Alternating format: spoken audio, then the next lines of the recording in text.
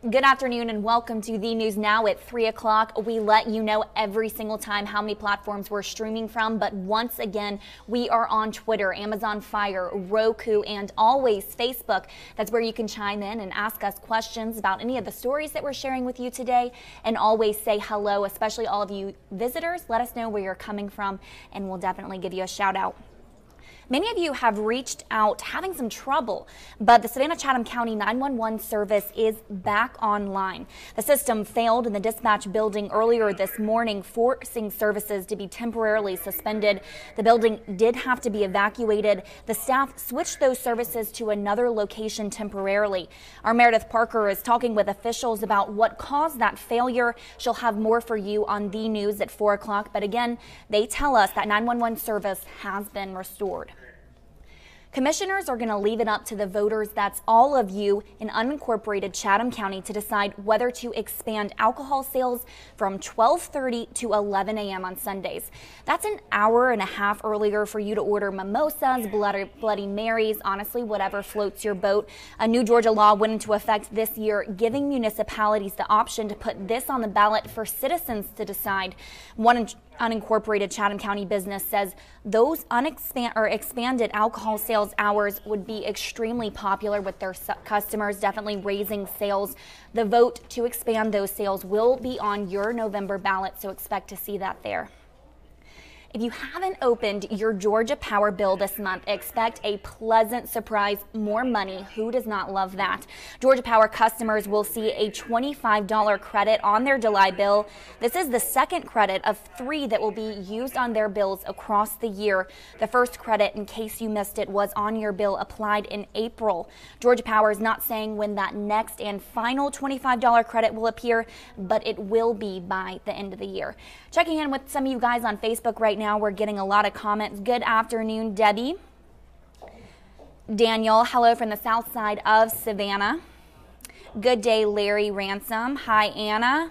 Thanks, guys. Most of you just checking in and saying hello. Always happy to have you here on our The News Now newscasts.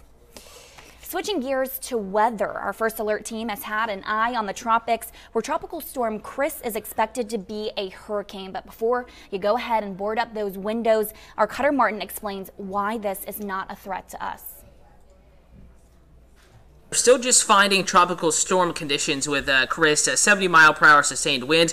Pressure is down, though, a few millibars, now 993 millibars, and as the pressure falls, winds increase, so we may see hurricane status achieved here with the next update. And now officially moving off to the north and east at 2 miles per hour, no longer technically stationary or stalled, forecast to become a Category 1 hurricane later today, heading quickly away from the United States. That certainly is good news. Also watching the remnants of Beryl here, soaking portions of the Caribbean, northern Caribbean islands. The remnants of Beryl could encounter conditions just favorable enough for some tropical development here as it heads off to the north and then turning northeasterly, much like Chris in the western and southwestern Atlantic over the next few days. A 50% chance this redevelops, still keeping the name Beryl within the next 5 days. We'll keep you updated. TV, WTOC.com, and here in the app.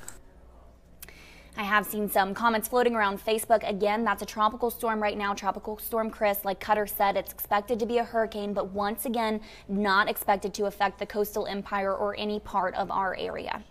Now, I'm not a big soccer fan, but I have been following the World Cup this year, which has really piqued my interest in the soccer right here in our community. Statesboro is going to hold a conference championship for soccer. Tormenta FC claimed the division crown a few weeks ago, and now we know they'll be playing in the conference semifinal and hopefully the championship. The semifinal games will take place at the Irk Russell Park on the campus of the Georgia Southern University. The games are scheduled for July 20th and 21st. The championship game will take place on the 28th. Tormenta earned their first division championship this year, only their third year in existence. It'll also be the squad's final season in the PDL. The team is actually turning pro, moving to the third division of professional soccer in the United States in 2019. That's next year. Pretty cool, guys. More people saying hello already. Hi, Shakai Thomas. Good to see you. Iron Bull Taurus asking, is hurricane season already? It is. So definitely keep your eye on it and stay with our First Alert weather team for all updates on our weather app and also our news app. All platforms. They'll definitely keep you informed on that.